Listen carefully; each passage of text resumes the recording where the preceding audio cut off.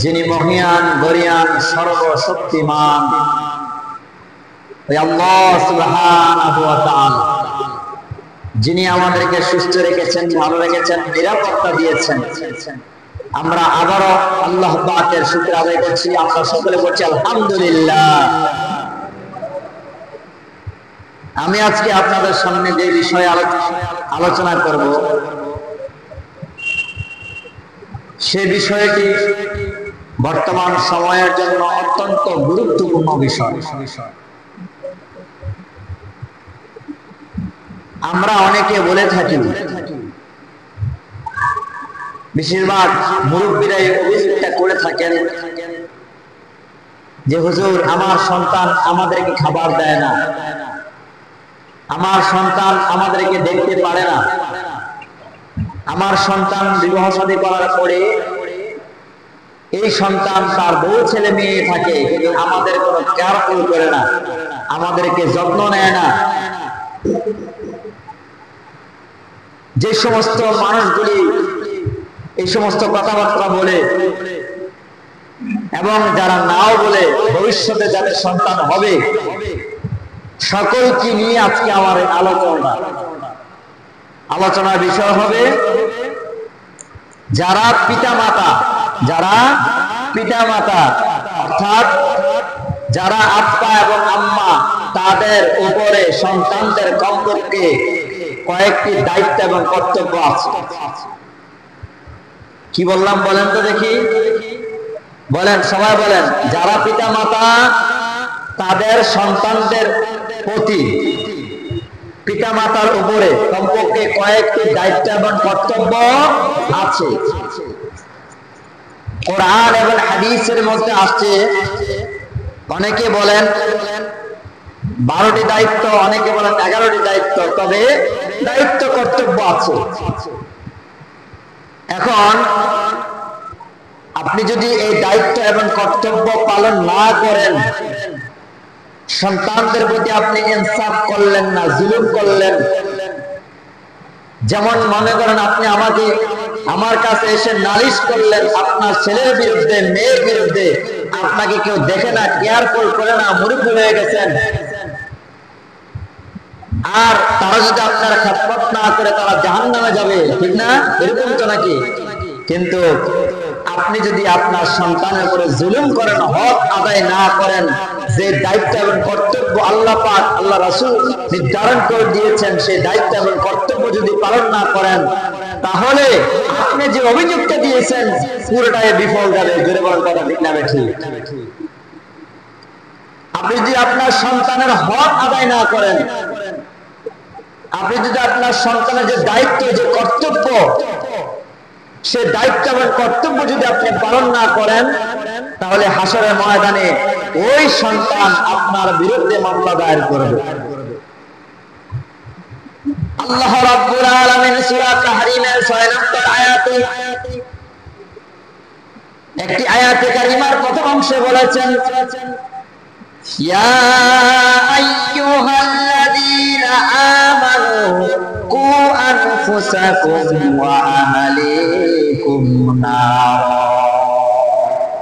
ওয়াকুদুহান নাস ওয়াল হিজার।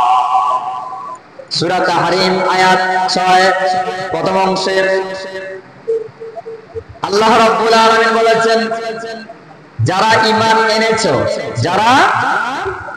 এনেছো, তোমরা নিজেরা জাহান্নামের আগুন থেকে বাঁচো এবং তোমার পরিবারে যারা আছে তুমি তাদেরকে জাহান্নামের আগুন থেকে বাঁচাও। বিশেষ করে তোমার সন্তান আদি আছে, ওই সন্তানদেরকে তুমি জাহান্নাম থেকে বাঁচাও। তুমি কি জানো যে আগুন হবে, যেই আগুনের জ্বালানি হবে কি? তুমি কি জানো যেই আগুনের জ্বালানি হবে মানুষ এবং পাথর? যেই আগুনের জ্বালানি হবে মানুষ এবং পাথর, ওই আগুনের আমরা দুনিয়ার যে আগুন, সে আগুনের জ্বালানি দেই লাকড়ি দিয়া, কাঠ দিয়া, লাকড়ি দিয়া আগুনের জ্বালানি দেই।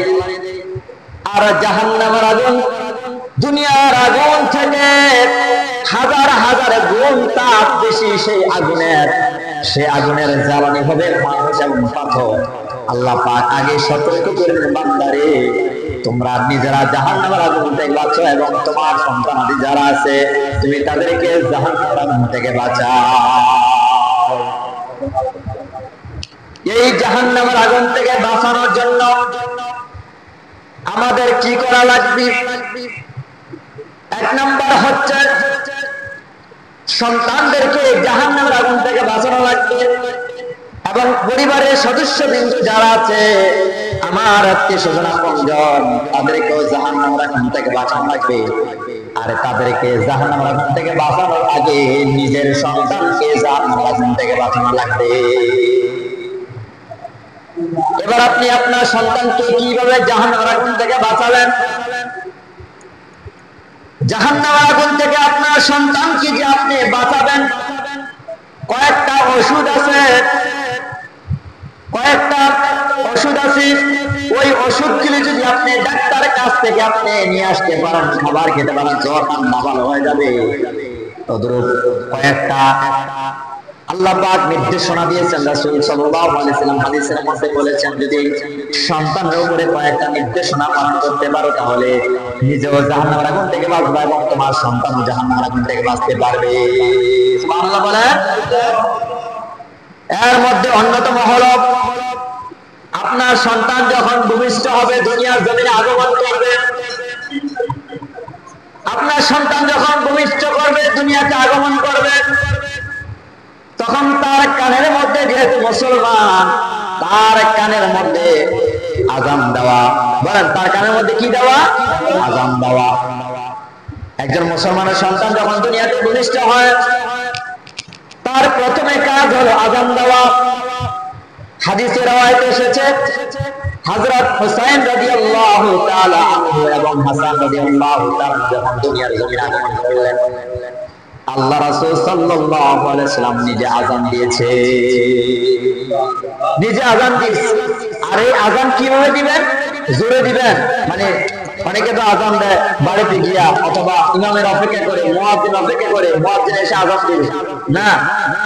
এরকম আছে যে আপনি যদি আযান পারেন, যেই মহিলা আশেপাশে থাকুক, অথবা নানি, দাদি, ফুফু, খালু, মানে যারাই থাকুক আশেপাশে, তারাও ওই বাচ্চার ডান কানে আযান দিতে পারে। কথা কি বুঝতে পারছেন? যদি বাচ্চা ভূমিষ্ঠ হয়েছে, যে বাচ্চা ভূমিষ্ঠ হয়েছে, আপনি তার কানে প্রথম কি দিবেন? আযানের শব্দগুলি তার কানে শুনিয়ে দিবেন। বলে সুবহানাল্লাহ। এবং উচ্চ কণ্ঠে বড় করে আযান দিতে হবে, এমন কোনো মাসালা নেই। তবে কমপক্ষে আযানের যে বাক্যগুলি, শব্দগুলি তার কানের মধ্যে আপনি পৌঁছায় দেন। এক নম্বর দায়িত্ব হলো এটা। দুই নম্বর দায়িত্ব হলো আল্লাহ হাবিব সাল্লাল্লাহু আলাইহি ওয়াসাল্লাম যে দায়িত্বটা পালন করেছিলেন, যে ভূমিষ্ঠ হওয়ার পরে আর একটা আল্লাহ রাসূল সাল্লাল্লাহু আলাইহি ওয়াসাল্লাম একটা খাজুর নিজে চাবালেন এবং তার লালা মুবারক হুসাইন রাদিয়াল্লাহু তাআলা মুখের মধ্যে দিলেন এবং একটা খাজুরের অংশ তার মুখের মধ্যে দিলেন। এই পৃথিবীতে আল্লাহ রাব্বুল আলামিন যেই নিয়ামত দিয়েছেন, এই নিয়ামতের মধ্যে অন্যতম একটি নিয়ামত হলো খাজুর। বলেন সুবহানাল্লাহ। সন্তান যখন ভূমিষ্ঠ হয়, হওয়ার পরে আযানের পরে পরে তার মুখের মধ্যে আল্লাহওয়ালা অথবা আলেম যদি দেখেন, ওই আলেমের জবান থেকে একটু খাজুর তার মুখের মধ্যে চিবা দেন। চিবানোর পরে ওই খাজুরটা কিছু অংশ বাচ্চার এভাবে টাকার মধ্যে, অর্থাৎ এভাবে উপরে দিয়ে দিবেন, যেহেতু সে খাইতে পারবে না, তার মুখে একটু লাগাই দিবেন। আর কোন হক্কানি বীর অথবা আলেম, কোন বুজুর্গ ব্যক্তির লালা মুবারক দিয়ে দিবেন। বলেন সুবহানাল্লাহ। লালা দিয়ে দিবেন। তাহলে এই দায়িত্ব গেল। তারপরে দায়িত্ব হলো সন্তান যখন 6 দিনের দিন হবে অথবা 7 দিন হবে, তার মাথা নাড়া করা। সন্তান যখন ভূমিষ্ঠ হবে 6 দিন অথবা 7 দিনের দিন, তার মাথা কি করতে হয়? নাড়া করতে হয়। এবং নাড়া করার পরে যে চুলগুলি হবে, ওই চুলগুলি ওজন দিবেন। ওজন দিয়া সন্তানের ভালো কল্যাণের জন্য এটা ওজন দিয়া চুলগুলি যেরকম হয়, যতটুকু হয় ওজনে হয়, কতটুকু পরিমাণ রূপা আল্লাহ রাস্তায় দান করে দিবে। যতটুক কি হয় বলেন, রূপা হয়, অর্থাৎ এই চুলেরটা যতটুকু ওজন হয় অতটুকু ওজন করে যতটুকু রূপা হয় ওই রূপা কি করে দিবেন, আল্লাহ রাস্তায় দান করে দিবেন। তারপরে হচ্ছে সন্তানের নামে আকিকা দেওয়া। যে সন্তান ভূমিষ্ঠ হলো তার 6 দিনের দিন অথবা 21 দিন আরো 8 দিন যদি না পারেন পরও দেওয়া যায়। তবে আকিকা করা, বলেন কি করা, বলেন না, আকিকা করা, এই যে সন্তানের আকিকা করা এটা হচ্ছে একটা বন্ধকের মতো। কেউ যদি জমি বন্ধক রাখে, বলে আমার এই মোবাইলটা দিয়ে আপনার কাছে দিলাম, আমি যখন আবার টাকা দিতে পারবো আমার মোবাইলটা নিয়ে যাবো। তদরূপ আল্লাহর কাছে আমার সন্তানকে বন্ধক রাখা। কিভাবে? এই সন্তান তো আমার না, এই সন্তান আমাকে আমানত হিসেবে দিয়েছেন। কথা বলেন ঠিক না ঠিক? আপনার সন্তানকে আপনার কাছে আল্লাহ পাক আমানত হিসেবে দিয়েছে। এই আমানতের কেউ যদি খেয়ানত করে হাসরের ময়দানে তার জবাব দেওয়া লাগবে কি লাগবে না? এই সন্তান একটা আমানত। এই জন্য আল্লাহ পাক বলেন এই সন্তান কি বলেন, আমানত। কেননা ইব্রাহিম আলাইহিস সালাম 86 বছর বয়সে আল্লাহর কাছে চোখের পানি ছেড়ে কান্না করেছিল, আয় আল্লাহ তাআলা তুমি কি দেখো না আমাকে, আমার কোনো সন্তান নাই, আমি নিঃসন্তান, আমি বৃদ্ধ হয়ে গিয়েছি, আয় আল্লাহ তাআলা আমার সন্তান নাই, মেহেরবানি করে তুমি আমাকে সন্তান দান করো, তুমি আমাকে সন্তান দান করো। আর তিনি দোয়া করছেন কি, রব্বি হাবলি মিনাস সালিহিন, রব্বি হাবলি মিনাস সালিহিন। যাদের সন্তান হয় না অথবা সন্তান আশা করেন অথবা বিবাহ শাদী করবেন এরকম নিয়ত করেছেন, আগে নিয়ত করেন আল্লাহ তুমি আমাকে একটা নেককার সন্তান দান করিও। ইব্রাহিম আলাইহিস সালামের মতো দোয়াটা করবেন, রব্বি হাবলি মিনাস সালিহিন। সবাই বলেন রব্বি হাবলি মিনাস সালিহিন, আল্লাহ আপনি আমাকে একটি নেককার সন্তান দান করেন। তাহলে বলতেছিলাম যে দায়িত্ববান কর্তব্যের মধ্যে অন্যতম হচ্ছে আকিকা করা। সন্তানের আকিকা করতে হবে। যদি ছেলে হয় তাহলে 2টা বকরি জবাই করতে হবে, আর যদি মেয়ে হয় 1টা বকরি জবাই করতে হবে। আমার ভাইয়েরা, যদি আল্লাহর জন্য এই কাজগুলি করতে পারেন আল্লাহ তাআলা সন্তানের আকিকা করার কারণে সন্তানকে বিপদ আপদ মুসিবত থেকে আল্লাহ হেফাজত করে রাখবে। কোন সন্তানের বিপদ আপদ মুসিবত হয় কি হয় না বলেন? কেউ যদি আকিকা করে আল্লাহর উপরে আস্থা রাখে, বিশ্বাস রাখে, ইনশাআল্লাহ আল্লাহ তাআলা তাকে ওই সন্তানকে নিরাপত্তা দিবেন। বলেন ওই সন্তানকে কি করবেন? নিরাপত্তা দিবেন। কিসের মাধ্যমে? আকিকার মাধ্যমে। এবার বুঝতে পারছেন না আকিকা কি জিনিস? আবার অনেকে কুরবানির সময় আকিকা দেয়, ঠিক আছে, একটা কথা খেয়াল রাখবেন, কুরবানি এক মাসালা, আকিকা আরেক মাসালা। কুরবানি করা ওয়াজিব, আকিকা করা সুন্নাহ। বলেন কুরবানি করা কি? সবাই কথা বলেন না, কুরবানি করা কি আর আকিকা করা সুন্নাহ। তো দুইটা দুই মাসালা। আপনার সন্তান যদি আস্তে আস্তে বড় হতে লাগে, যদি আপনি আকিকা নাও করতে পারেন, চেষ্টা করবেন আকিকাটা খুব দ্রুত করার। মনে থাকবে ইনশাআল্লাহ। আল্লাহ যেন আমাদেরকে তৌফিক দিয়ে বলেন আমিন। আমার ভাইয়ারা, তারপরে সন্তানের জন্য কর্তব্য হলো সন্তান যখন 6 দিন অথবা 7 দিন হবে তার নাম রাখা, সুন্দর নাম রাখা। হাদিসের মধ্যে আসছে আল্লাহর হাবিব সাল্লাল্লাহু আলাইহি ওয়াসাল্লাম বলেছেন আল্লাহর কাছে সবচেয়ে 2টা নাম প্রিয়, এক হলো আব্দুল্লাহ আর এক হলো আব্দুর রহমান। এক হলো আব্দুল্লাহ আর এক হলো আব্দুর রহমান। আব্দুল্লাহ আল্লাহর বান্দা আর আব্দুর রহমান রহমানের বান্দা, সবচেয়ে প্রিয়। আর এই নামের কারণে অনেক কিছু হয়। অনেকে বলে না নাম দিয়ে কি হয়, হ্যাঁ, নাম দিয়ে অনেক কিছু হয়। বলেন সন্তানের পিতারা যারা আছেন, মাতারা যারা আছেন, এই নাম যে রাখি আমরা, এমন নাম রাখি দেশের থেকে আর কোন নাম আমরা বিচারা পাওয়া যায় না। এমন নাম আমরা বলি যে নাম মুখ দিয়ে আসে না। কথা বলে ঠিক না ঠিক? ডিজিটাল যুগে ডিজিটাল নাম রাখা, এই জন্য সন্তান হয় ডিজিটাল, সন্তান হয় মাস্তান, সন্তান হয় গুন্ডা। কথা বলেন ঠিক না ঠিক?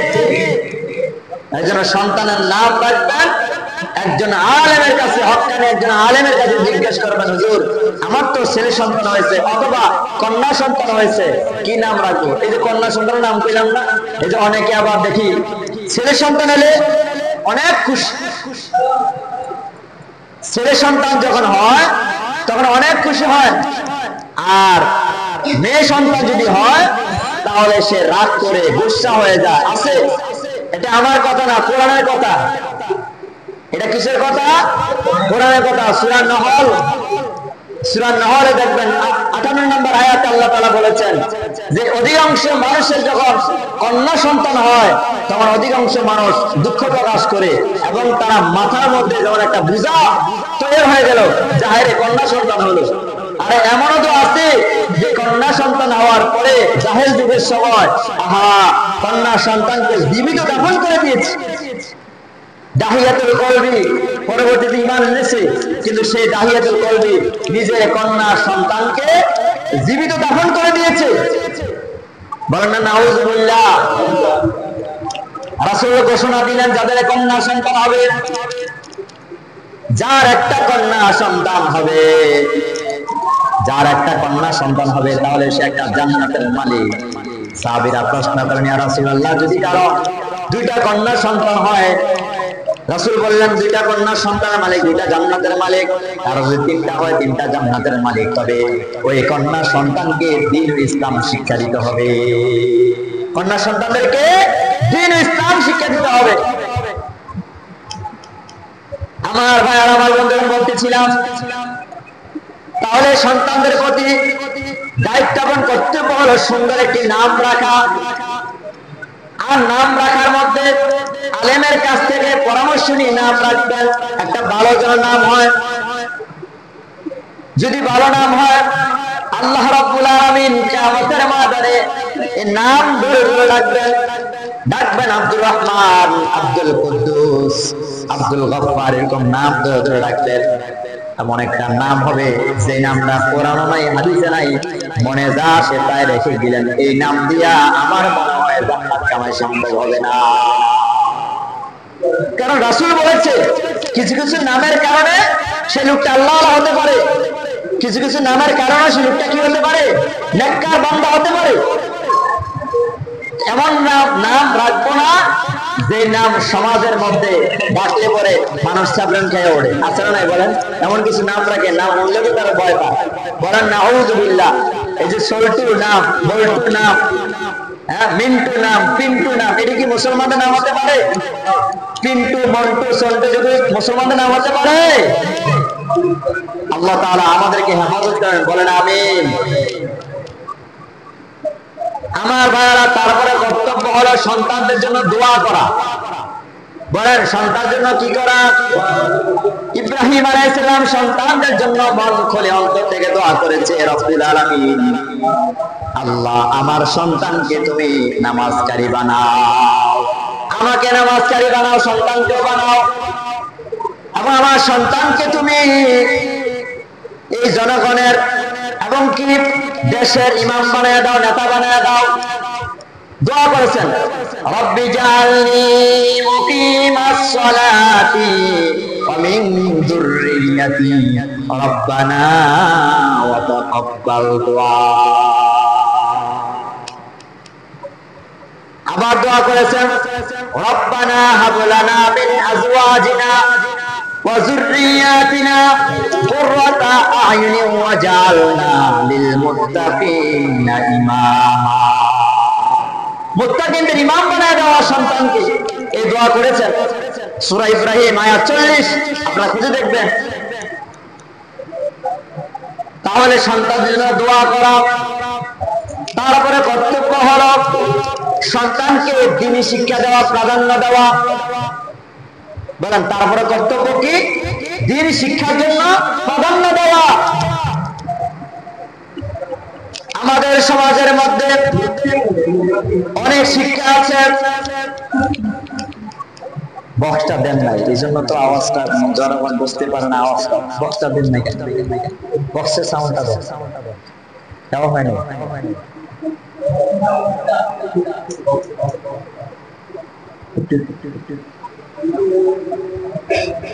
উপরে ফ্যানের সাথে বক্সের সাউন্ডটা দিয়ে দিন,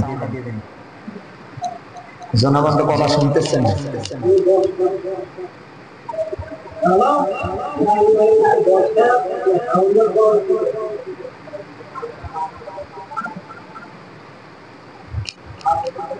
হ্যালো হ্যালো হ্যালো, ওখানে সুইচ দেওয়ার ওইটা বাজতেছে, বাজে না তো? সুইচটা দিয়ে দেন, একটু কষ্ট করে সুইচটা দিয়ে দেন, বাজতে আছে। পাশের সাথে হ্যালো হ্যালো, এখানে কমে রাখছে। শুনেন, মনোযোগ দিয়ে শুনেন, আসলে যে কথাগুলি বলতেছি এগুলি কি আমার বানানো কথা বলতেছি? আপনারা শুনবেন, বিভিন্ন বক্তব্য শুনবেন, কোরআন হাদিস থেকে শুনবেন, ইনশাআল্লাহ বুঝতে পারবেন। আমার ভাইয়েরা এদিক মনোযোগ দেন। মাশাআল্লাহ, অধিকাংশ মানুষ আসছেন, বুঝেন, কিছুটা হলো খোরাক নিয়ে যাবেন, রোহের খোরাক এগুলি। আমরা যদি জুমার দিন আসি, কিছু যদি শিখতে না পারি, দু একটা হাদিস কোরআনের কথা যদি শিখতে না পারি, তাহলে কি শিখলাম? আমার ভাইয়ের, আমার বন্ধুগণ, তাহলে সন্তানদেরকে দ্বীন শিক্ষা দিতে হবে। এমন শিক্ষা দিবেন, এমন শিক্ষার গুরুত্ব দিবেন, যে শিক্ষার গুরুত্ব আপনার সন্তান টেন্ডারবাজি হবে না, আপনার সন্তান চাঁদাবাজি হবে না, আপনার সন্তান ঘুষখোর হবে না, সুদখোর হবে না, আপনার সন্তান এলাকার মাস্তান হবে না, আপনার সন্তান মুরব্বীদের সঙ্গে বেয়াদবি করবে না, আপনার সন্তান এলাকার এরকম খারাপ ছেলে হবে না। এমন শিক্ষা দিবেন যে শিক্ষা রাসূল সাল্লাল্লাহু আলাইহি ওয়াসাল্লাম গুরুত্ব দিয়েছেন। যে শিক্ষাকে কি গুরুত্ব দিয়েছেন? রাসূল গুরুত্ব দিয়েছেন। আমাদের সমাজের মধ্যে কয়েকটা সিলেবাস আছে শিক্ষার। একটা হলো কওমি মাদ্রাসা, আরেকটা হলো আলিয়া মাদ্রাসা, আরেকটা হলো জেনারেল লাইন। এই তিনটা লাইনে পড়াশোনা হয়। এই তিনটা লাইনের মধ্যে যদি আপনি আল্লাহকে বিশ্বাস করে ভালোবাসা, আল্লাহর তাকওয়া, আল্লাহর ভয় যদি আপনার ভিতরে থাকে, আমার বন্ধুগণ, তাহলে আপনি আল্লাহর ভয় নিয়ে যদি চলাফেরা করেন, তাহলে আপনার সন্তানকে, অবশ্যই আপনার সন্তানকে দ্বীন শিক্ষা প্রাধান্য দিবে। আপনার সন্তানকে মাদ্রাসা শিক্ষা প্রাধান্য দেওয়া লাগবে। হোক আপনি আলিয়া পড়ান অথবা কওমি মাদ্রাসা পড়ান, অবশ্যই আপনার সন্তানকে আপনি দ্বীন শিক্ষা প্রাধান্য দেওয়া লাগবে। আমার মা মহিলারা, আপনারা যারা শুনছেন, আপনার সন্তানকে অবশ্যই মাদ্রাসা পড়ার জন্য গুরুত্বটা আপনি একটু বেশি দেওয়া লাগবে। কারণ কি জানেন? এই পৃথিবীতে আপনি থাকবেন না। গত সপ্তাহে বলেছিলাম, মানুষ চিরদিন থাকে না, মানুষ ইন্তেকাল করে। এই মানুষ এই পৃথিবীতে থাকার জায়গা নয়, মানুষ চলে যেতে হবে। তবে আপনি কি রেখে গেলেন? তিনটা জিনিস খুব গুরুত্বপূর্ণ। এই পৃথিবীতে আপনি যখন ইন্তেকাল করবেন, আপনার আর কোনো কিছু কাজে আসবে না। তবে তিনটা জিনিস গুরুত্বপূর্ণ। তিনটা জিনিস যদি রেখে যেতে পারেন, তাহলে আল্লাহ পাক রব্বুল আলামিন হতে পারে এর উসিলায় আপনাকে মাফ করতে পারে। তিনটা জিনিসের মধ্যে অন্যতম একটা হলো, কারো সন্তানকে যদি দ্বীন শিক্ষা দিতে পারেন, কারো সন্তানকে যদি দ্বীন শিক্ষা দিতে পারেন, এমন সন্তান যে সন্তানটা দ্বীন শিক্ষা অর্জন করেছে, মা বাবা আত্মীয় স্বজন ইন্তেকাল করলে পরে ওই সন্তান তার জানাজার নামাজের ইমামতি করতে পারে। তিনটা জিনিসের মধ্যে একটা জিনিস খুব গুরুত্বপূর্ণ, সেটা হচ্ছে কি, একজন নেককার সন্তান দেখে দেওয়া জমিনের মধ্যে, যে সন্তান আপনি ইন্তেকাল করলে পরে আপনার জানাজার ইমামতি করতে পারবে। এমন পড়া কপালও আছে আমাদের সমাজের মধ্যে। বাবা মারা গেছি, জানাজার জন্য অপেক্ষা করে। আর বাবা যদি 4টা-5টা সন্তান হয়, একটা সন্তান ইঞ্জিনিয়ার, একটা সন্তান ডাক্তার, আরেকটা ব্যবসায়ী, এমন ব্যক্তিগত সব শেষ, কিন্তু একটা সন্তানকে মাদ্রাসায় পড়ায় নাই, দিন শিক্ষা দেয় নাই। দিন শিক্ষা না দেওয়ার কারণে নিজের সন্তানেরা না জানাজার নামাজ পড়বে, ওই যে ওযু করা লাগবে, জানাজার নামাজে কি কি করা লাগবে সেটাও জানে না। আছে, বলেন এরকম আছে না নাই? বহুত আছে। এইজন্য আল্লাহর হাবিব সাল্লাল্লাহু আলাইহি সাল্লাম বলেছেন, আপনার সন্তানকে কমপক্ষে দিন শিক্ষাকে প্রাধান্য দেওয়া লাগবে। অথবা সে যদি আলিয়া মাদ্রাসা পড়ে, কওমি পড়ে, অথবা স্কুলে পড়াশোনা করে, কলেজে পড়াশোনা করে, আপনি বাবা, আপনি আপনার সন্তানকে এমন সুন্দর করে কথা বলবেন, কোমল ভাষায় কথা বলবেন, আপনার সন্তান যেন খারাপ না হয়ে যায়, আপনার সন্তান যেন আপনার ব্যবহারের কারণে আপনার সন্তান যেন সুশিক্ষা হয়। কথা বলেন ঠিক না বেঠি? আপনার ব্যবহারের কারণে, আপনার আচরণের কারণে যেন আপনার সন্তান খারাপ না হয়ে যায়। এবং অধিকাংশ মানুষ এমন নাফরমান আছে, দেখেন এটা বাস্তব ঘটনা, এমন নাফরমান আছে বাংলাদেশের মধ্যে অথবা পৃথিবীর মধ্যে, যে তিনি পুরুষ মানুষ অথবা মহিলা মানুষ, তিনার বিবাহ করেছিলেন, কোন পুরুষের স্ত্রী মনে করেন মারা গেছে, 2টা সন্তান আছে। এখন এই সন্তানগুলি আগের সন্তান, পরে যে বিবাহ করেছে, নতুন স্ত্রী পেয়েছে, আবার নতুন সন্তান হয়েছে, আগের যে স্ত্রীর যে সন্তান, আগের যে সন্তান, তাদেরকে অনেক অবহেলা করে মানুষ করে। আর যে প্রথম স্ত্রী, নতুন স্ত্রী যে সন্তান, তাদেরকে আবার আরেক চোখে দেখে আমার ভাইয়েরা, ওই যে মুরব্বীর অভিযোগ দেন, হুজুর আমার সন্তান আমার খেদমত করে না, আমার সন্তান আমাকে টাকা দেয় না, আমার সন্তান আমার কেয়ারফুল করে না। কিভাবে করবে? আপনার 2 রকমের সন্তান, যে সন্তানগুলি আছে, আপনার আগের দিনের সন্তানগুলার দেখেন একসঙ্গে, আর পরের যে মহিলা, ওই মহিলার সন্তানগুলো দেখেন আরেক রকম। আমার ভাইয়েরা, আমার বন্ধুগণ, আপনি যে বাবা হয়ে নিজের সন্তানকে 2 রকমের দেখলেন, 2 চোখে দেখলেন, ওই সন্তান কোশ্চিন কারো আপনার খেদমত করা চাইবে না, আপনার খেদমত করবে না তো। আর যদি আল্লাহর হতে পারে, দিন তার দিলের মধ্যে থাকতে পারে, আল্লাহর ভয় থাকে, কোন বাবা মা যদি বেইনসাফি করে, জুলুম করে, নির্যাতন করে, আল্লাহর ভয় যদি সন্তানের ভিতরে থাকে, তারপরও চেষ্টা করবে যে আমার বাবা যেরকম হোক, আরে কাফের হলে বলে বাবার খেদমত করা এটা জায়েজ। কথা বলেন ঠিক না বেঠি? আর যে সমস্ত মানুষেরা অভিযোগ দেন, আজকের ফর্মুলা যদি পালন করতে পারেন, যেই ফর্মুলার কথাগুলি আজকে বললাম,